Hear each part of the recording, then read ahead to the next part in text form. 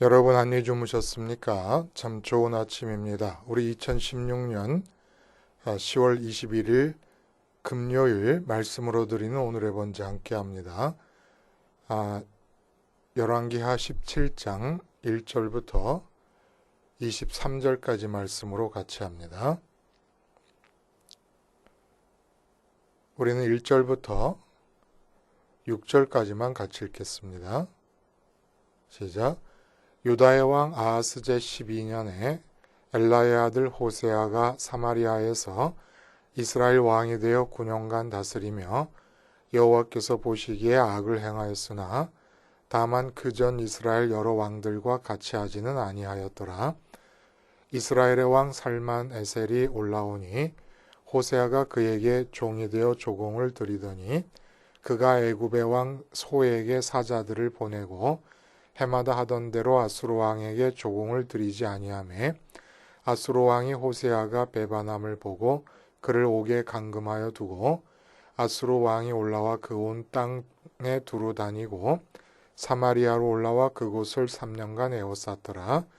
호세아 제9년에 아수르 왕이 사마리아를 점령하고 이스라엘 사람을 사로잡아 아수르로 끌어다가 고산 강가에 있는 할라와 하볼과 메대 사람의 여러 고을에 두었더라. 오늘 우리가 함께 읽은 말씀 중심으로 콜로세움 방식과 돔 방식의 믿음이라는 제목의 하나님 말씀 증거합니다.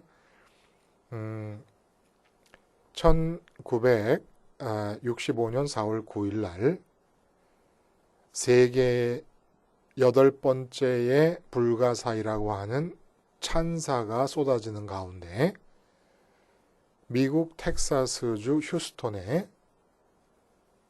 지름이 무려 220m나 되고 높이가 63m나 되는 정말 어마어마하게 거대한 돔 야구장이 모습을 드러냈습니다.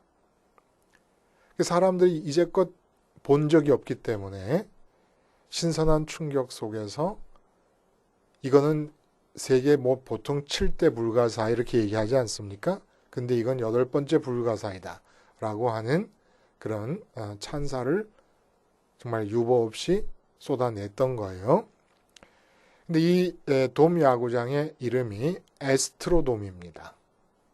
에스트로돔이라고 하는 말 뜻은 천체 관측창이라고 하는 의미가 담겨 있다 그래요. 근데 이제 이 휴스턴에 이렇게 거대한, 그러니까 쉽게 말하면 돔 야구장이라는 게 실내 야구장이지요. 이게 생기게 된 이유는 텍사스 휴스턴이라고 하는 장소, 텍사스가 더운 곳 아닙니까? 근데 이제 휴스턴은 습하기까지 한 모양이에요. 그리고 여름이 되면은 이 벌새라는 거 있죠, 여러분. 새는 새인데 굉장히 작은 새. 그러나 모기가 벌새만 하다 그러면 이건 어마어마하게 큰 모기 아닙니까? 그 벌새 크기만한 모기떼들이 이 성하고, 그래서 초저녁에도 기온이 섭씨 36도 안팎을 오르내리는 데다가 이 벌새 크기만한 모기떼가 습격하기 때문에 도저히 관중석에 앉아서 야구 경기를 볼 수가 없는 그런 상황이었답니다. 그래서 이 휴스턴 시장을 지내기도 하고 판사이기도 했었던 이 로이 호프 파인즈라고 하는 그 당시에 휴스턴에 있는 그 야구팀의 구단주가 있었어요. 이 구단주가 팬들의 불편함을 해소하고 그 휴스턴에서의 그 야구의 부음을 꿈꾸면서 이 에스트로돔이라고 하는 돔 야구장을 지었는데, 이 사람이 이 돔 야구장을 이렇게 생각하고 짓게 된데 어디서 영감을 받았느냐? 바로 로마의 콜로세움에서 영감을 받았다는 겁니다. 그래서 최초의 돔 야구장이 바로 콜로세움으로부터 받은 영감에서 생겼다라는 거지요. 자, 역사상 첫 돔 야구장이다 보니까 이 에스트로돔을 모방해서 이제 미국의 다른 지역에도, 그리고 일본 같은 경우 대표적으로 일본에도 그 12개의 프로 구단이 있는데 무려 6개의 돔 야구장이 있다 그러지 않습니까? 지금 현재 도쿄돔을 시작으로 해가지고 이렇게 이제 미국에서도 30개의 구단 가운데 7개 구단이 돔 구장을 소유하고 있다 그래요. 이게 다 에스트로돔의 뒤를 따르는 거죠. 근데 이 에스트로돔이 이제 처음 생긴 것이다 보니까 시행착오가 이제 자꾸 일어납니다. 천연 잔디를 위해서 햇볕을 돔 안으로 받아들여야 되니까 투명 유리로 지붕을 만들었어요. 근데 그 유리가 빛을 통과하기만 하는 게 아니라 또 빛을 각도에 따라서 반사를 하게 됩니다. 그러니까 이 야구 선수들이 공이 이렇게 공중에 뜬 볼을 잡으려고 할 때 너무 많은 문제가 생기는 거예요. 그래서 안 되겠어 가지고 야구 공 색깔을 그 에스트로돔에서 경기할 때는 검은색의 야구 공을 쓰기로 결정을 합니다. 그런데도 문제가 해결이 안 되는 거예요. 반사 자체는 막을 길이 없는 겁니다. 그래서 결국은 천장에 색깔을 칠해버립니다. 아예 하늘을 차단시켜버린 겁니다. 이 하늘을 차단하니까 문제가 뭐예요? 잔디가 자랄 수가 없습니다. 그래서 등장한 것이 바로 에스트로터프라는 이름의 인조 잔디가 개발되는 겁니다. 스포츠 구장에 인조 잔디가 깔린 것도 에스트로돔이 최초라는 거예요. 그러니까 하늘이 완전히 차단되면서 잔디는 인조 잔디로 바뀌었다는 거지요. 근데 요즘은 이제 50년이 됐잖아요. 에스트로돔의 이 안전 문제 때문에 철거 논의가 한창이라고 합니다. 그런데 왜 논의가 돼야 되느냐? 안전 문제가 있으면 철거하면 되는 것이지 역사적인 가치가 너무 크다는 거예요. 유명한 미식 축구 게임뿐만 아니라 무하무드 알리라든지 엘비스 프레슬리 공연 같은 것이 바로 이 자리에서 있었기 때문에 쉽게 이렇게 무너뜨려도 되겠느냐라고 하는 철거에 반대하는 의견도 만만치가 않다는 얘기죠. 자, 천체 관측창이라는 의미의 이름을 지닌 최초의 에스트로돔이 로마 콜로세움에서 영감을 얻었습니다. 그래서 이 에스트로돔을 본받아서 지어진 모든 이 돔 야구장은 결과적으로 콜로세움에서 영감을 얻은 것이라고 말할 수가 있을 거예요. 근데 간과할 수 없는 큰 차이가 있지 않습니까? 콜로세움은 하늘을 향하여 완전히 개방되어 있습니다. 근데 돔 야구장은 하늘에 대해서 굳게 차단되어 있다는 것이 큰 차이 아니겠습니까? 아이러니하게도 천체 관측창이라는 이름이 에스트로돔이고 에스트로돔이 첫 번째 실내 야구장이에요. 그리고 모든 실내 야구장은 이 에스트로돔의 모범을 따라서 만들어진 겁니다. 믿음의 방식이 콜로세움 방식이 있고 돔 야구장 방식이 있다는 거예요. 이렇게 물어볼 수 있어요. 믿음은 하나님에 관한 것인데 어떻게 하늘을 향해 닫힌 돔 방식이 믿음의 하나의 방식일 수가 있겠는가? 이렇게 물어볼 수 있지 않습니까? 이게 천연잔디의 비유를 통해 가능한 얘기라는 거예요. 천연잔디는 하늘의 햇볕을 받아야 되지 않습니까? 그러나 인조잔디는 햇빛이 없어도 된다는 겁니다. 하늘이 닫힌 돔 야구장 안에도 잔디가 있습니다. 단 생명이 없는 인조잔디이지요. 하늘과 닫힌 채로도 하늘에 관한 모든 것을 말할 수 있고 하늘과 연관된 모든 의식을 거행할 수 있습니다. 그래서 모든 세상의 종교, 제천의식을 자체 안에 가지고 있는 모든 종교, 그리고 하늘에 관한 사상을 가지고 있는 모든 철학과 사고와 사상들이 다 예외 없이 돔 안에서의 인조잔디가 있는 것처럼 하늘이 닫힌 상태에서 말하는 생명 없는 인조 하늘에 관한 행동들이 된다는 겁니다.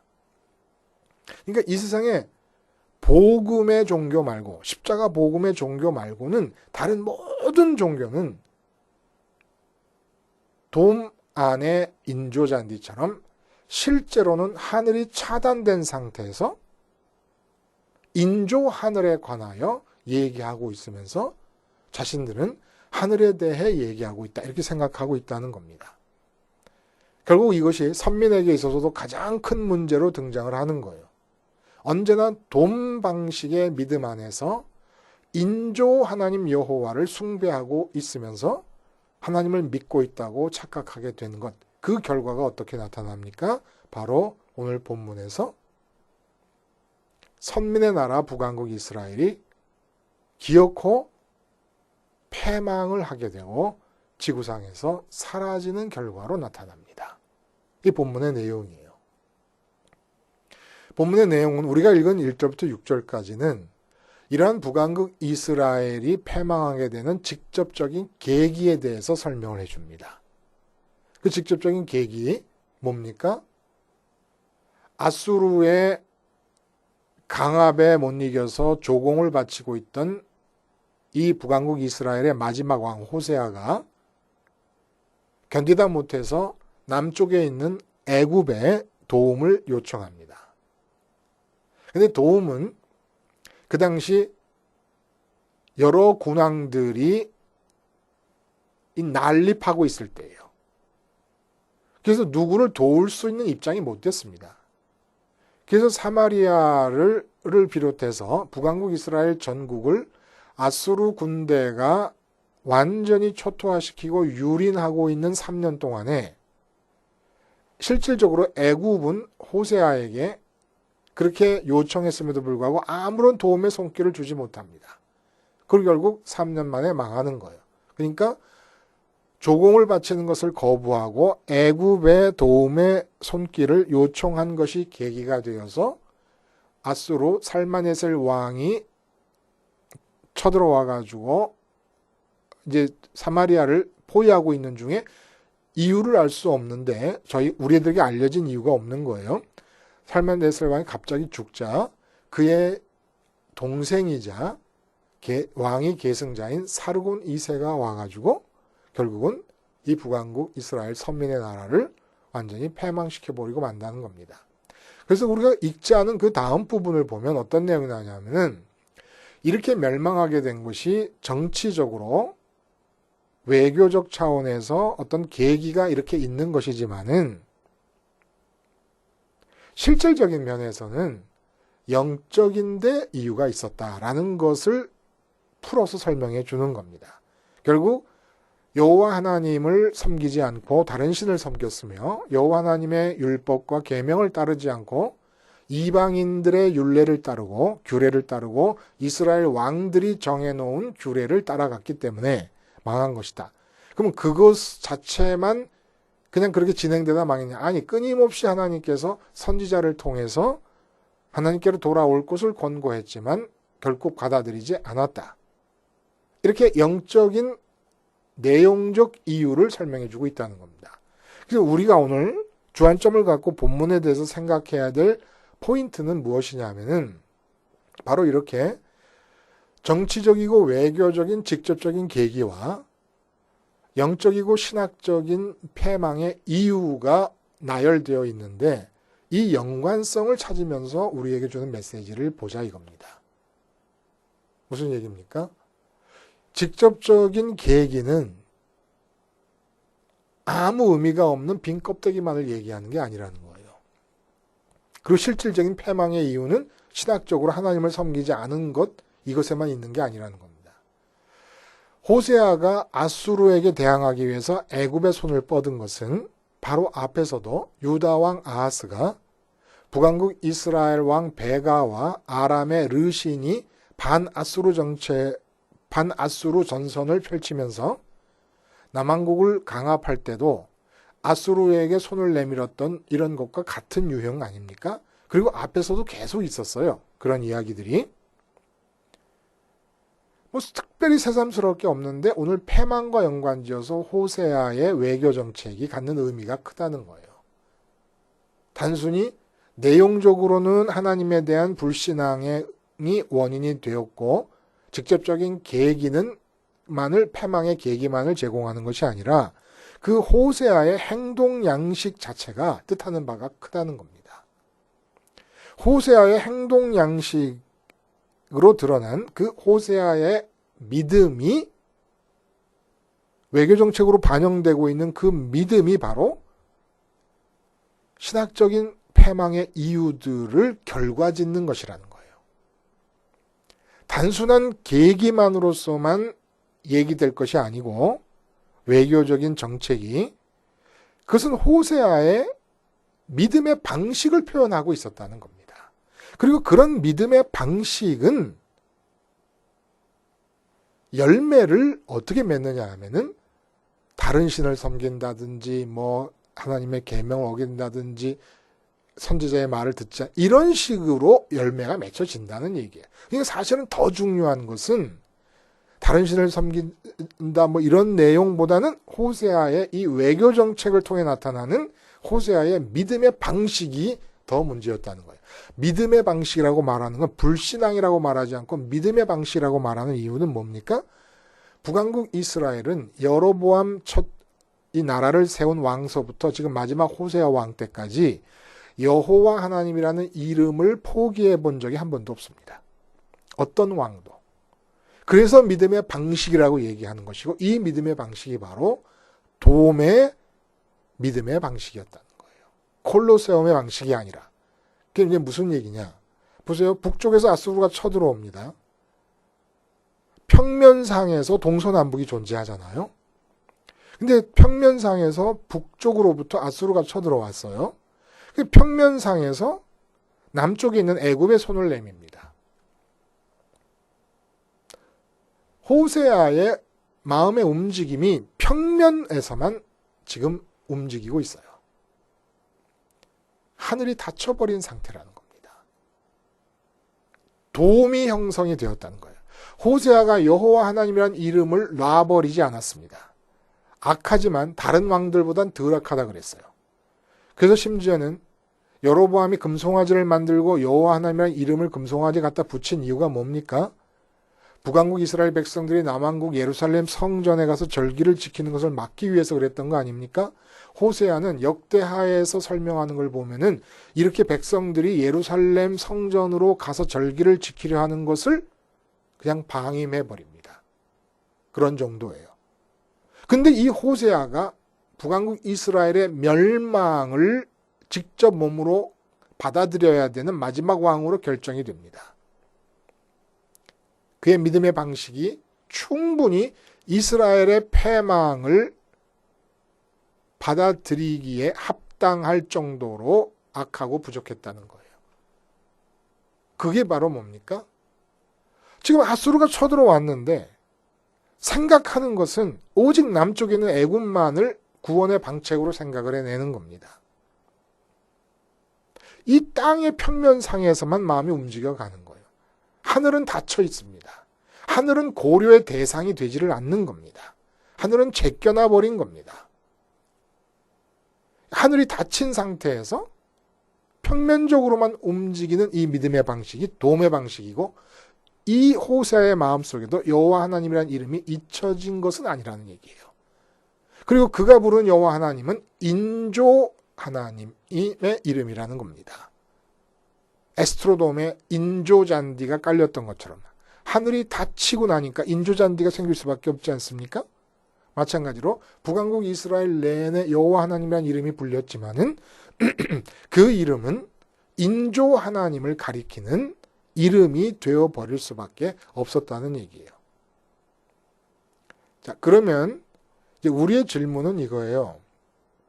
그 인조 잔디가 깔리는 에스트로돔이 철거가 돼야 되냐 말아야 되냐 논의 중인 것처럼 하늘이 닫힌 돔 방식의 믿음으로 일관하게 되면 그 결과가 하나님이 철거해 내신다는 겁니다. 근데 그러면 문제는 어떻게 해야 하늘을 향해 완전히 개방될 수가 있느냐는 거예요. 하늘을 열어놔야 되는 거예요. 하늘을 열어놓는 게 어떤 의미냐면 다윗이 골리앗을 마주대할 때 다윗이 알고 있는 하나님에 대한 가르침이나 개념들, 언어들, 하나님은 뭐 천지를 창조하셨다, 뭐 하나님이 만군의 하나님이시다, 하나님은 전능하시다, 하나님은 무슨 선택받은 백성을 사랑하신다, 이런 정도의 믿음과 연관된 사상과 개념과 언어들을 같은 자리에 있던 사울 왕과 이스라엘 군대 전체의 사람들 중에서 모르는 사람은 단 한 사람도 없습니다. 다 알고 있는 거예요.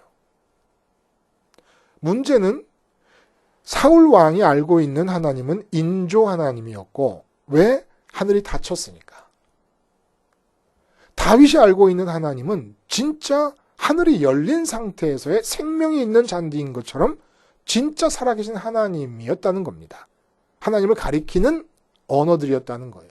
하나님 그래도 도움 방식 안에서의 하나님이라고 부르는 인조 하나님이고, 콜로세움 방식의 하늘이 개방된 상태에서의 하나님은 진짜 하늘에 계신 하나님을 가리키는 이름이 되는 것인데, 그러면 어떻게 해서 하늘을 열 수 있을까요? 콜로세움처럼 하늘을 향하여 개방된 삶을 믿음으로 살아갈 수 있을까요? 우린 다 지금 왜냐하면 이것이 문제가 되는 이유가 여호와 하나님이라는 이름을 부르고 있으니까. 그리고 여호와 하나님의 이름을 부르다가 지금 이 선민 이스라엘은 지구상에서 사라져버리는 패망을 맞이하고 있으니까. 어떤 것이 하늘에 대해 열려있는 것이냐라는 것을 우리 알아야 되지 않겠습니까? 하나님의 이름을 부른다고 내가 지금 하늘이 개방된 콜로세움 방식의 믿음으로 살고 있다고 하는 보장이 못 된다는 거예요. 심지어는 내가 세례를 받아도, 장로가 되고 목사가 되고 총회장이 되어도, 교황이 되어도 과연 내가 콜로세움처럼 하늘이 열린 믿음의 방식으로 살고 있느냐, 아니면 도움 방식으로 하늘이 완전히 막혀버린 상태의 믿음의 방식으로 살고 있느냐를 구분해낼 수가 있습니까, 여러분? 총회장님이 하늘이 열려있는 곳에서 살까요? 아니면은 지금 콜로세움 방식으로 살고 있을까요? 어떻게 구분하겠습니까? 구분할 수 있다는 거예요. 하늘이 열리려면 하나님의 이름을 부르는 것만 갖고 안 되고, 세례받는 것도 안 되고, 목사로도 안 되고, 장로로도 안 됩니다. 하늘이 열리려면 목사 타이틀 없어도 되고, 장로 타이틀 없어도 되고, 총회장 아니라도 됩니다. 심지어는 교회에서 행하는 세례식을 안 받아도 됩니다. 무슨 얘기입니까? 어떻게 한다는 거예요? 하늘이 열리려면. 땅에 대해서 죽어야 하늘이 열립니다. 땅에 대해서 죽는다는 게 뭐예요? 이 땅에서 만족거리와 기쁨거리를 찾지 않는다는 거예요. 그게 땅에 대해 죽은 겁니다. 땅에 대해 죽을 때 하늘이 개방되고 하늘과 연결되는 콜로세움 방식의 삶이 우리들에게 가능해집니다. 땅에서 기쁨거리를 찾고 땅에서 만족거리를 찾고 있으면서 심지어는 하나님의 율법을 다 지킬 수도 있습니다. 땅에서 기쁨을 주는 것들을 율법을 잘 지키면 하나님께서 이 땅에서 충분하게 풍족하게 주실 것이다. 그게 바로 바리새인들이었어요. 그 바리새인들을 향해 독사의 새끼들이라고 그런 거예요. 왜 독사의 새끼들이라고 그랬냐? 뱀이 땅에 배를 붙이고 다니잖아요. 만족거리와 기쁨거리를 위해서 마음을 땅에 붙인 것이 뱀의 새끼들이라는 겁니다. 그들이 여호와 하나님의 계명을 누구보다도 잘 지켰다는 얘기예요. 왜? 땅에서의 기쁨거리를 위한 수단이니까. 마치 우리가 성공한 사람들의 7가지 습관을 책을 읽고서 잘 지켜나가는 것처럼. 왜? 성공이라고 하는 열매를 가져다 준다고 믿으니까. 이게 다 도움 방식의 믿음의 생활이라는 겁니다. 철야해도, 봉사해도, 충성해도 교회에서 살아도 돈 방식의 믿음은 진행될 수 있습니다.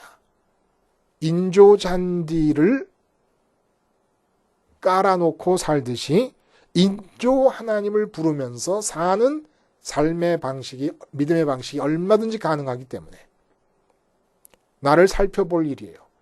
내가 오늘도 내 마음이 기뻐할 때, 근심할 때, 기분이 우울할 때 자꾸 나를 들여다봐야 돼요.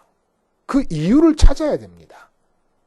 그 이유를 자꾸 찾아서 내가 아직도 땅에 있는 것으로 기뻐하려 하고 만족하려 하기 때문에 걱정이 생기는구나. 지금 내가 기뻐하는구나. 우울해하는구나. 불안해하는구나. 두려워하는구나. 조바심을 내는구나. 이런 이유를 자꾸 알아서 어떻게 해야 됩니까? 십자가에서 죽어야 됩니다.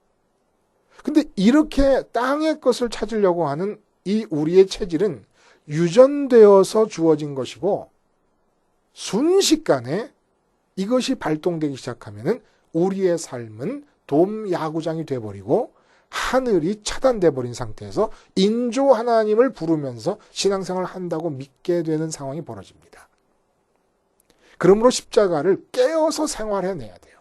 내 마음을 끊임없이 관찰하면서 그 내 마음을 관찰하면서 십자가에서 세상으로부터 기쁨을 얻으려는 내 마음을 죽이는 일을 평생 하다가 뒤돌아보면 내가 십자가를 붙잡고 그런 마음을 죽이려고 하늘을 차단시키는 도움을 철거시키는 일에만 주력한 것이 내 삶의 전부인데 내가 그렇게 하고 있는 동안에 내 몸과 내 인생을 통해서 하나님은 당신의 뜻을 풍성하게 맺어 가셨던 것이에요.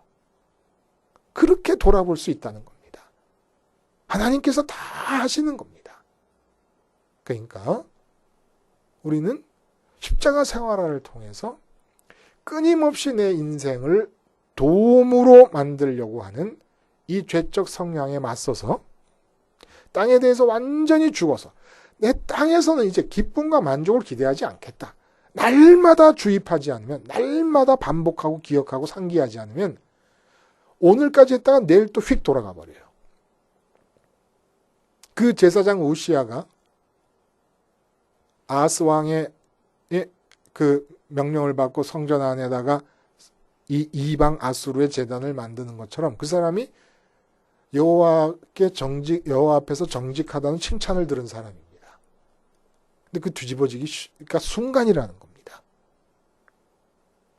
오늘도 콜로세움처럼 비유예요. 콜로세움에서 많은 나쁜 일이 자행되었지만 그런 역사적인 내용을 기억하자는 얘기가 아니라 그 콜로세움이라는 건축물의 모양을 비유적으로 받아들여서 완전히 하늘로 개방되어진 그런 삶 안에서 인조 하나님이 아니라 진짜 살아계신 하나님을 부르면서 연결되어 사시기를 바랍니다. 기도하시겠습니다. 하나님 아버지 도와주세요.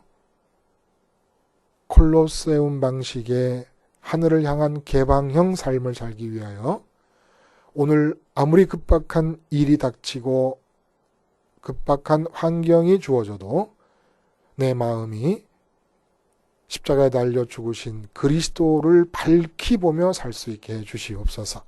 예수님의 이름으로 기도하옵나이다. 아멘.